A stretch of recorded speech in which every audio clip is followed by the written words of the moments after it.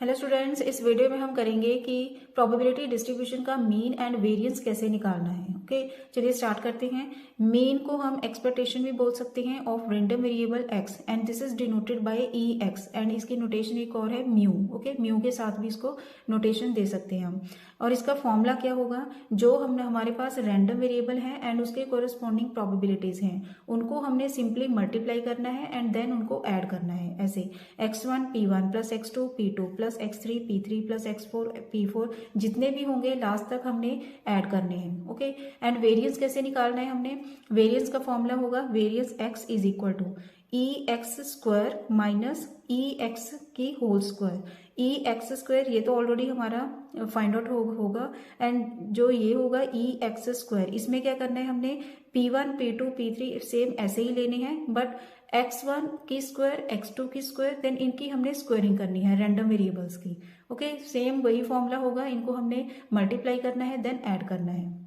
Clear students, अब एक example करेंगे, बड़ी सी एग्जांपल ली है मैंने जिससे आपको ज्यादा क्लैरिटी होगी। Okay, let a pair of dice be thrown and random variable be the sum of the numbers। Pair of dice, तो इसका सैंपल स्पेस ये होगा, सभी को पता है 1 1 1 2 1 3 up to 1 6 2 1 2 2 up to 2 6 up to 6 1 up to 6 6। Okay, तो ये आ जाएगा हमारे पास ये सैंपल स्पेस। क्लियर, अब हमने रैंडम वेरिएबल क्या लेना है इसमें, be the sum of the numbers. Sum of the number, sum of the numbers means इसमें मिनिमम सम, देखिए नंबर क्या है 1 1, इसका सम क्या होगा 2, तो मिनिमम नंबर हमारे पास 2 होगा एंड मैक्सिमम नंबर कितना होगा 12। इससे 2 होगा, इससे 12 होगा। तो हमने जो रैंडम वेरिएबल्स लेने हैं वो लेने हैं 2 से लेकर 12 तक। ओके, तो इनको निकालेंगे कैसे, देखिए 4-5 मैंने निकाल के दिए हुए हैं, बाकी आप खुद निकाल लेना।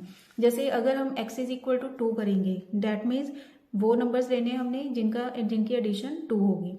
1 1 तो ये एक ही हुआ 1/36, सैंपल स्पेस में से ये ले रहे हैं हम सभी।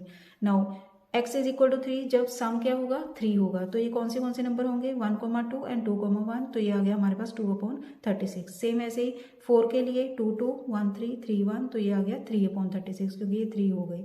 Then x is equal to 5 के लिए 1 4 4 1 2 3 3 2, तो ये कितने हो गए टोटल 4, तो ये बन गया 4/36। ओके, तो सिमिलरली मैंने ये सभी निकाल दिए हैं x इज इक्वल टू 6 के लिए up to x is equal to 12 के लिए, ये सभी आपने निकालने हैं खुद। Okay, x is equal to 12 तक हमने निकाल लेने हैं।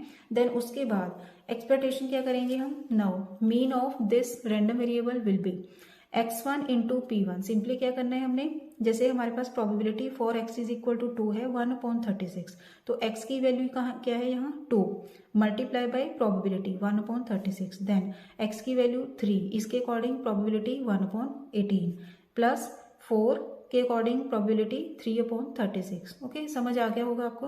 अप टू 12 तक लेना है हमने, 12 मल्टीप्लाई बाय 1/36। क्लियर, अब इनको ऐड करना है, पहले इनको हम मल्टीप्लाई करेंगे 1 बाय 1, देन इन सभी को हमने ऐड करना है एलसीएम वगैरह लेके, तो हमारे पास आंसर आ जाएगा 7।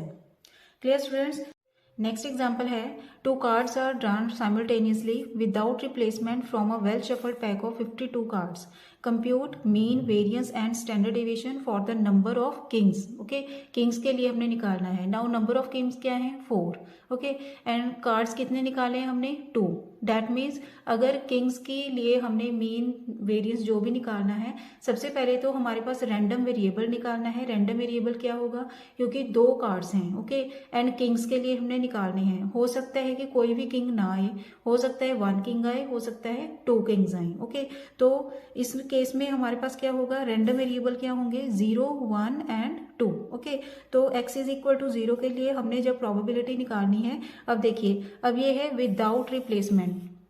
मैंने पिछले पार्ट्स में मैं बताया है मैंने कि अगर विदाउट रिप्लेसमेंट आए तो इसका मीनिंग होता है कि अगर हमने जैसे एक कार्ड हमने निकाल लिया, तो जब हम सेकंड कार्ड निकालेंगे तो हम फर्स्ट कार्ड को अंदर नहीं डालेंगे। ओके, उसको बाहर ही रहने देंगे, तो इसको हम बोलेंगे विदाउट रिप्लेसमेंट।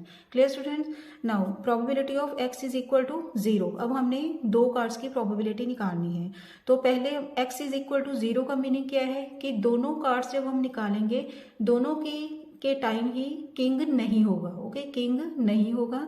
तो इस केस में देखिए जब हमने पहला कार्ड निकाला, पहला कार्ड किस में से निकालेंगे, जहां किंग नहीं होगा। डैट मीन्स टोटल है हमारे पास 52 कार्ड्स। 52 कार्ड्स में से 4 कार्ड्स हमने किंग के निकाल दिए, तो पीछे कितने बचेंगे 48। ओके, तो डैट मीन्स 48 कार्ड्स में से निकालेंगे हम एक card, divided by 52 multiply by. Now ये होगा सेकेंड एक्सपेरिमेंट। अब जब हम सेकेंड टाइम कार्ड निकालेंगे, अब ये फर्स्ट कार्ड निकल गया, ये सेकेंड कार्ड निकालेंगे। जब देखिए हमने फर्स्ट कार्ड निकाल लिया, डैट मीन्स पीछे कितने बचेंगे फिर 47 डिवाइडेड बाय 51। क्लियर स्टूडेंट्स, इनकी कैलकुलेशन हम बाद में करेंगे। Now for x is equal to 1, x is equal to 1 के लिए प्रोबेबिलिटी देखिए। अब इस केस में क्या होगा कि एक बार हमारे पास किंग का कार्ड आएगा ही आएगा। अब ओके, तो हो सकता है कि फर्स्ट टाइम आ जाए। फर्स्ट टाइम किंग का कार्ड, किंग के कितने हैं 4 डिवाइडेड बाय 52 मल्टीप्लाई बाय। अब सेकेंड टाइम क्या होगा देखिए, क्योंकि किंग के कार्ड हमने एक टाइम ही निकालना है इसमें, तो किंग के 4 कार्ड्स तो एक तरफ हो गए। ओके, तो दूसरी तरफ हमारे पास जो 48 कार्ड्स रह गए वो उतने ही रहेंगे।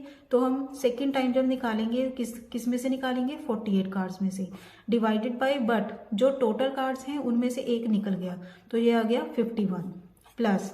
नेक्स्ट, अब हम जब फर्स्ट कार्ड निकालेंगे वो निकालेंगे हम 48 कार्ड्स में से, ये और की कंडीशन है। ओके, और की जगह हम प्लस डालेंगे। हम नाउ 52 एंड सेकेंड अटेम्प्ट क्या होगी इसकी। अब जब हम सेकेंड कार्ड निकालेंगे तो हम निकालेंगे किंग का, क्योंकि किंग का हमने एक बार ही निकालना है।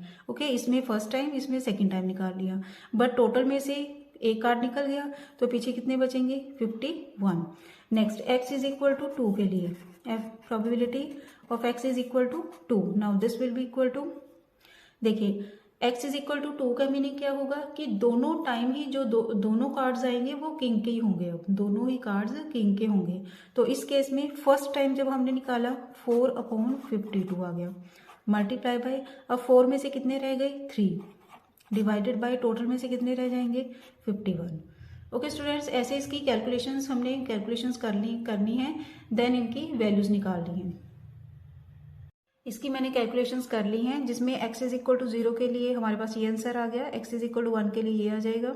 आप खुद भी कर सकते हैं इसे। Okay, and then expectation means mean निकालना है जब हमने, तो सिंपली क्या करेंगे 0 इंटू जो भी प्रोबेबिलिटी आई प्लस देन 1 इंटू इसकी प्रोबेबिलिटी प्लस 2 इंटू इसकी प्रोबेबिलिटी। ओके, रैंडम वेरिएबल की प्रोबेबिलिटी। अब इनको भी जब हमने सॉल्व किया तो हमारे पास आ गया 34/221। नेक्स्ट, वेरिएंस के लिए सबसे पहले हम निकालेंगे EX स्क्वायर। इसको कैसे निकालना है, सिंपली क्या करेंगे, यहाँ 0 का स्क्वायर, 1 का स्क्वायर, 2 का स्क्वायर, सिंपली ऐसे आ जाएंगे। फॉर्मूला वही सेम रहेगा, तो 0, 1 एंड 2 जो भी रैंडम वेरिएबल्स होंगे उनका ही स्क्वायर करना है हमने। ओके, प्रोबेबिलिटीज को नहीं देखना, वो सेम ही रहेंगी। तो इनको भी सॉल्व करके हमारे पास आ गया 12/77। इसको 36/221 इसलिए रखा है मैंने, ताकि बाद में जब हम एलसीएम लेंगे तो इजी होगा ये सॉल्व करके। ओके, जब हमने यहाँ वेरिएंस ऑफ x में ये फॉर्मूला लगाया और इसमें हमने सभी वैल्यूज पुट कर दी, देन इसको हमने सॉल्व किया, सॉल्व करके हमारे पास ये आंसर आ गया। ओके, 6800 डिवाइडेड बाय 221 की होल स्क्वायर। क्लियर, देन हमने निकालना है अब स्टैंडर्ड डेविएशन। स्टैंडर्ड डेविएशन के लिए क्या करेंगे, स्क्वायर रूट ऑफ वेरिएंस, तो सिंपली इसका स्क्वायर रूट करना है, then answer will be 0.37। Clear students, ऐसे हमने मीन निकालना है, वेरिएंस निकालना है, देन स्टैंडर्ड डेविएशन निकालना है। नेक्स्ट पार्ट में हम करेंगे binomial distribution. Okay, thanks for watching. खुश रहिए, पॉजिटिव रहिए।